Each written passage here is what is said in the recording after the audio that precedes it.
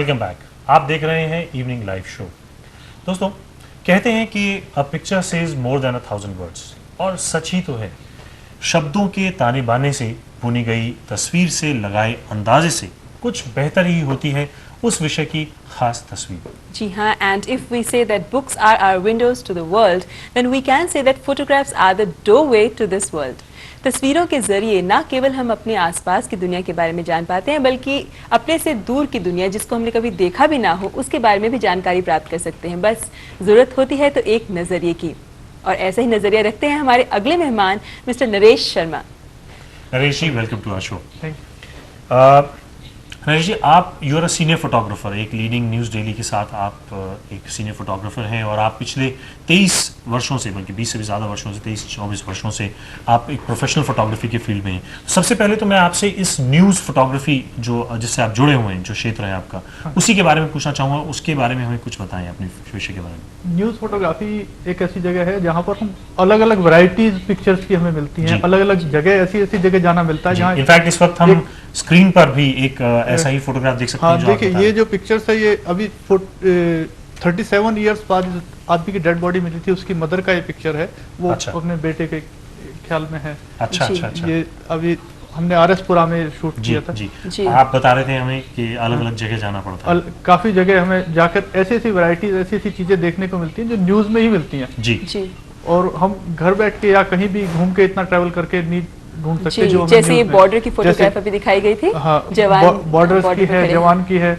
और जम्मू कश्मीर में तो आप समझ सकते हैं मिलिटेंसी इतनी है कि वहाँ पुलिस से रिलेटेड और आए दिन कुछ ना कुछ होता रहता है। तो मुझे अच्छा है कि ऐसी जगह मिली हुई है जहाँ में एक फोटोग्राफ इसी प्रकार का ये एक जम्मू बंद के दौरान है लिया गया चित्र है, जिसमें जम्मू बंद है, फोर्स लगी हुई है। जी, हम देख सकते थे कि वो नीचे ताला लगा हुआ था, ताला लगा था। आपने बहुत अच्छे एंगल से एक फोटोग्राफर की कला दिखाते हुए उस फोटोग्राफ को क्लिक किया था आपने। हमारा काम थोड़ा इस तरह का ही है कि डिफरेंट हमें व्यूज अच्छा दिखाना है। जी, हमारा वर्क ही है। और इस समय आप क्या दिखा रहे हैं इस तस्वीर में? इसमें दिखाना मेरे कुछ सोच ये था कि आदमी का कुछ हटके भी एक लाइफ होता है कि आदमी जब देखो नींद कहीं भी आ जाती है। तो मुझे ये हमेशा लगता रहा कि मैं इस पे एक सीरीज बनाऊं। तो उस पे मैंने डिफरेंट कुछ पिक्चर शूट की हैं, अलग अलग। अच्छा, ये देखिए, ये इसमें बेफिक्र होके सोए हुए हैं। तो इंसान तो क्या, जानवर भी अपना जो उसका साथ सोए हुए हैं। इस तरह ये देखिए वो पिक्चर्स में ये ट्रक के नीचे, टायर के नीचे बिल्कुल सोया हुआ है। उसको बेफिक्र है अपना, उसको नहीं पता कि तू कहाँ सोया हुआ है अभी। इस तरह से डिफरेंट नींद के ऊपर ये अलग सीरीज एक अलग सीरीज है। हमेशा मेरी कोशिश है कि मैं एक एग्जीबिशन करने के लिए अलग अलग सीरीज एक तैयार करूं, जिससे कि डिफरेंट सारी चीजें हों। जैसे इस तस्वीर में एक कंपार्टमेंट में ट्रेन में सोए हुए हैं, उनको नहीं पता कि कहाँ वो स्टेशन आएगा, कहाँ क्या, बेफिक्र सोए हुए हैं वो। जी, यानी वैसे तो सभी कलाकार अपने इंसान के जिंदगी में से उनके व्यवहार, उनके आम जिंदगी में कोई ना कोई चीज को हम अपनी कला में डिपिक्ट करने की कोशिश करते हैं। तो आपने नींद को चुना इसमें मुझे लगा कि नींद आदमी कहीं भी आ जाती है। देखिए जैसे और अभी हमने पिछली फोटोग्राफ में ही देखा, वो बेंच पे लेटे हुए थे, और ये गेट ऑफ इंडिया का पिक्चर है। उसमें क्या कि आदमी पीछे काम भी कर रहा है और कपल्स भी बैठा है, वो आपस में बात उन सबको किसी को मतलब नहीं है, उसको नींद आई हुई है, बस वो सोया हुआ है।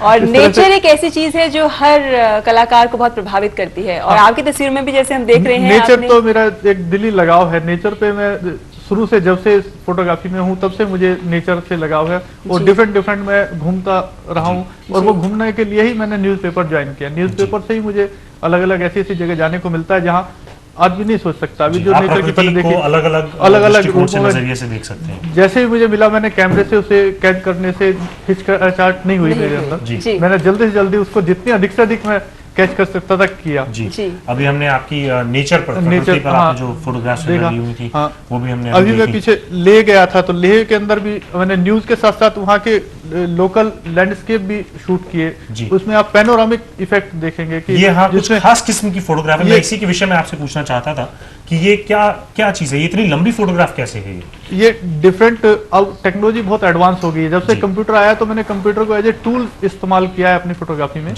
कैमरे से क्लिक करके फिर मैं टीवी को, कंप्यूटर को मैंने टूल इस्तेमाल करके उस पिक्चर को जोड़ के इस तरह से पैनोरामिक बनाया जो पहले सिर्फ रेयर कोई फोटोग्राफर कर पाता था। किंतु अगर आज थोड़ा भी फोटोग्राफर स्टडी करेगा कंप्यूटर को, तो एक आम फोटोग्राफर भी एक पिक्चर बना सकता है, पैनोरामिक वो ले सकता है, जहां पे एक लंबी पूरी की पूरी पैनोरामिक हो सकती है। तो थोड़ा सा स्टडी करना पड़ेगा उसको, अपर्चर को, स्पीड को, इनको कंट्रोल करना पड़ेगा और ऐसी पिक्चर ले सकता है। ये तस्वीर किसकी है? ये मुझे जंगलों में जैसे घूमने का, इधर गुजर बकरवाल जाती रहती हैं कश्मीर के अंदर, जम्मू कश्मीर में, तो उसमें गुजर लोग रहते कैसे हैं, अच्छा, उनका लाइफ स्टाइल क्या है। तो मैंने देखा उनके पास बिजली नहीं है, पानी नहीं है, वो जंगलों से लाते हैं, कैसे घरों में अलग अलग रहते हैं। उनके बच्चे भी इवन आप देखेंगे चित्रों में कि उनके बच्चे भी गाय भैंस से खेलते हैं, ना कि उनके वीडियो गेम्स नहीं है हमारे जैसे यहाँ पर, या उनको खेलने के झूले नहीं है जैसे यहाँ स्कूल में बच्चों को है। उनको ये जो फोटोग्राफ हम इस वक्त अपने स्क्रीन पर देख रहे हैं, ये किसी सीरियल की मालूम देती है? नहीं, सीरियल का नहीं है, ये लाइफ है उनका। कि वो घोड़े पे अपने को घूमना है, इधर जाना है, कहीं शादी में जाने की तैयारी कर रहे हैं, वो कहीं बात कर रहे हैं। तो ये किसी खास मौके की तैयारी थी, जैसे आप फोटोग्राफ खींचने आ रहे हैं तो एक खास ये इत्तेफाक से मुझे इत्तेफाक से कि ये कहीं जा रहे थे तो मुझे बातचीत कर रहे थे तो पिक्चर मिल गया। अच्छा, ये रूटीन फोटोग्राफ है, ये रूटीन में ऐसे रहते हैं? हाँ, दिस इज द लाइफ। वैसे अगर देखा जाए, स्पेशल कुछ नहीं करा है, इनसे कहा नहीं है कि तुम ऐसे हो जाओ या वैसे हो जाओ। पिक्चर जो मिल गया वो मैंने शूट कर लिया। और ये एक पिक्चर, ये तो आप 4-5 पिक्चर सिलेक्टेड पिक्चर देख रहे हैं, पिक्चर तो हजारों की संख्या में शूट होती हैं। जी, उसमें से जो बेहतरीन फोटोग्राफ होती है वो सिलेक्ट की जाती है, उसमें से सिलेक्ट करके वो एक बच्चे वाली फोटोग्राफ भी देखी, बच्चे वाली फोटोग्राफ वो डिफरेंट थी, वो बिल्कुल नेचुरल बच्चा। उनके गेट ही इतने छोटे छोटे होते हैं घर के कि उसमें से आप अंदर झुक के ही निकलेंगे, झुक के। वो बच्चा को आपने देखा होगा, उतना ही बड़ा गेट घर का होता है, उसमें से बड़ा भी निकलता है, उसी में से बच्चा छोटा आदमी निकलता है। बहुत खूब। और आपकी पेंटिंग्स में खास बात हमने देखी है आपकी फोटोग्राफ में माइक्रो पेंटिंग्स के बारे में। ये तस्वीर क्या है? तस्वीर जो हम देख रहे हैं इस वक्त स्क्रीन पर, ये क्या चीज है? ये आम है। आप मैंगो जो है, मैंने देखा कि मैंगो बहुत सारे रखे हुए हैं, और मुझे हमेशा एक तो पिक्चर के अंदर शार्पनेस जो है वो पसंद है, और क्लोजअप में मैं ज्यादा शूट करता था। तो मैंने फिर सोचा कि क्यों नहीं माइक्रो फोटो शूट किए जाए। तो मैंने बहुत सारे माइक्रो फोटो शूट किए। माइक्रो फोटो शूट करने के बाद जब मेरे पास कंप्यूटर आया तो उसमें मैंने उसको छेड़खानी किया। तो छेड़खानी करने में पेंटिंग बना के देखा, तो पेंटिंग बन के लगा कि मुझे वो ज्यादा इम्प्रेसिव हुआ। जिस तरह ये एक पत्ते की लग रही है तस्वीर, लेकिन इसमें पेंट किया हुआ है आपने। पत्ते की है, पेंट किया है, किंतु उसके अंदर कलर और वैरायटी अलग डिफरेंट आ गई है, जिससे कि वो उसकी ब्यूटी कहीं ज्यादा एडवांस और खूबसूरत हो गया। फोटो पेंटिंग क्या चीज है? मतलब it's a long term, what is it? क्या चीज है? पहले क्या होता था, माइक्रो फोटोज आपने देखे होंगे, बहुत छोटे छोटे चीजों को माइक्रो फोटोज होते हैं। ऐसी माइक्रो पेंटिंग भी होती है, छोटी छोटी पेंटिंग किसी ने बनाई है उनको माइक्रो पेंटिंग।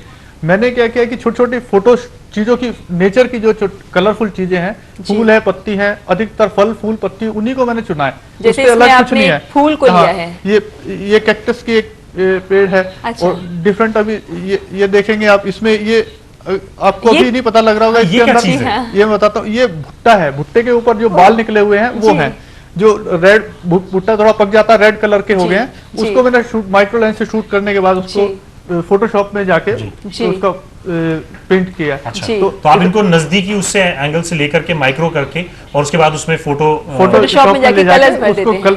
कलर्स तो उसी के नेचुरल रखे हैं, कलर मैंने कोई नहीं डाला है, एक्स्ट्रा कोई कलर नहीं डाला है, ना रिड्यूस किया है, और सिर्फ फोटोशॉप में ले जाके काम किया है। ये शायद हमने सारे पत्ते और फूल देखे और भुट्टे के बाल भी देखे।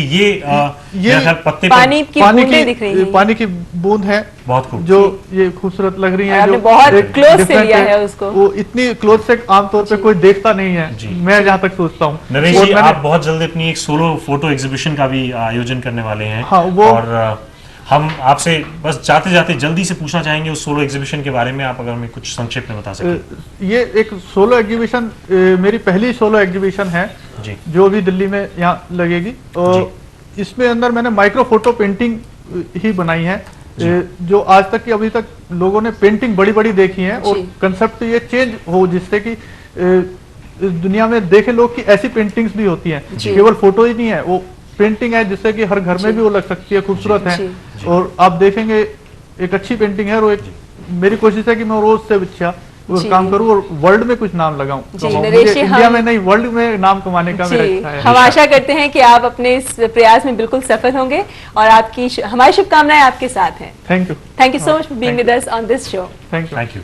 कल 2 अक्टूबर गांधी जयंती के अवसर पर नई दिल्ली में गांधी म्यूजियम में, नेशनल गांधी म्यूजियम में शुरू हुई गांधी जी पर एक exhibition which is titled Mahatma